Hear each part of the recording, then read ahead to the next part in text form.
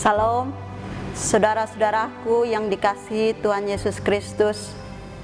Semoga saudaraku semua selalu dalam lindungan Tuhan. Senang sekali rasanya dapat menjumpai saudara hari ini dalam acara santapan rohani Hosana bersama saya, Diaken Yuliana Meka Saleh.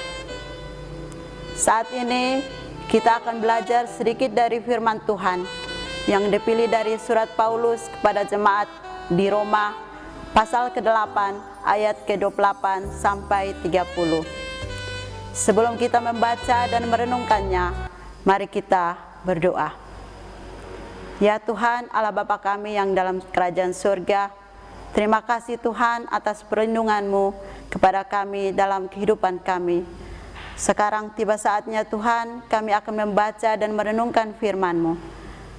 Bukalah hati pikiran kami ya Bapa, agar apa yang kami dengar dapat kami mengerti dan memahami dan melaksanakan dalam kehidupan kami hari lepas hari.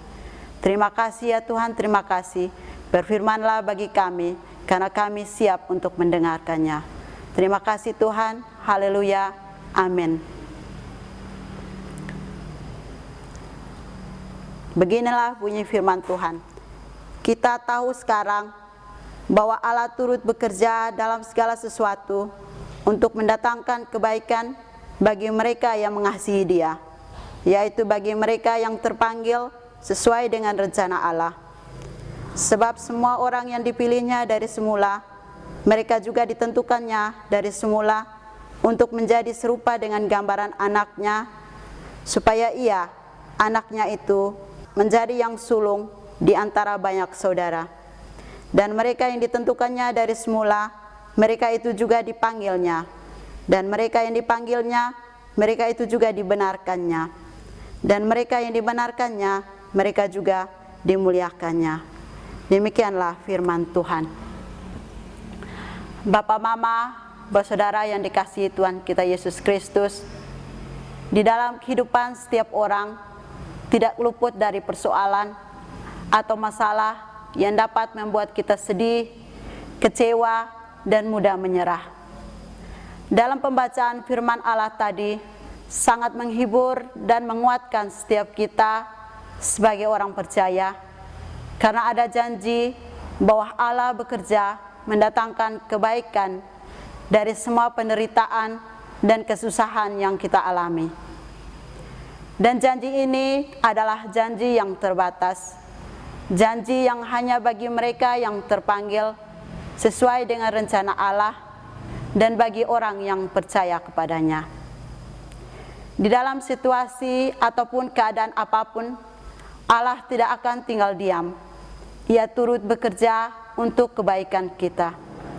Bapak, Mama, saudara yang dikasihi Tuhan kita Yesus Kristus, dalam kebenaran firman Allah ini mengingatkan kita untuk tidak menyerah akan persoalan yang kita alami, seperti persoalan dalam pekerjaan, persoalan dalam keluarga, dan persoalan-persoalan lainnya yang terjadi dalam kehidupan kita. Sering yang terjadi ketika menghadapi setiap masalah, kita mudah menyerah dan mengatakan kita tidak mampu untuk menghadapinya. Perkataan ini yang membuat kita lupa bahwa Allah selalu ada bersama dengan kita dan memberikan jalan keluar pada setiap persoalan kita. Dengan persoalan yang kita alami, seharusnya kita lebih mendekatkan diri kepada Allah, berdoa dan minta pertolongan kepadanya. Yakin dan percaya Allah tidak akan meninggalkan kita sendirian melewati persoalan yang terjadi dalam kehidupan kita. Dan Allah senantiasa memberikan kekuatan kepada kita untuk bisa menghadapinya. Karena dari setiap persoalan, Allah punya rencana yang lebih baik bagi kita. Bapak, Mama, saudara yang dikasihi Tuhan kita Yesus Kristus, jadi kalau Allah sendiri bekerja melalui hal-hal tersebut, maka kita tidak sepantasnya menyerah kalah. Kita hanya perlu bekerja sama dengan Allah dengan cara tetap beriman dan percaya dan melakukan apa yang menjadi kehendak-Nya. Allah telah berjanji, lewat keadaan yang sukar sekalipun, akan ada mujizat dan pertolongan bagi kita, sehingga kita tidak perlu takut. Percayalah, sungguh-sungguh mujizat akan terjadi dalam kehidupan kita. Karena setiap persoalan yang kita alami tidak akan pernah melampaui kekuatan kita. Jangan pernah menyerah kalah, sebab Allah yang menyertai kita jauh lebih besar dari persoalan yang kita hadapi. Amin. Mari kita amini firman ini dengan berdoa. Ya Tuhan, Allah Bapa kami yang dalam kerajaan surga, terima kasih ya Tuhan atas kasih yang Engkau berikan dalam kehidupan kami. Kami telah mendengarkan firman kebenaran-Mu ya Tuhan.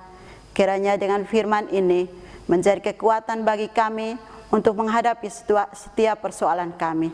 Terima kasih ya Tuhan, terima kasih. Inilah doa kami. Dalam anak-Mu Yesus Kristus kami berdoa. Amin. Kekasih-kekasih Tuhan, demikianlah renungan singkat untuk kita saat ini. Semoga setiap kita diberkati melalui firman Tuhan saat ini. Sampai jumpa lagi dalam kesempatan berikutnya.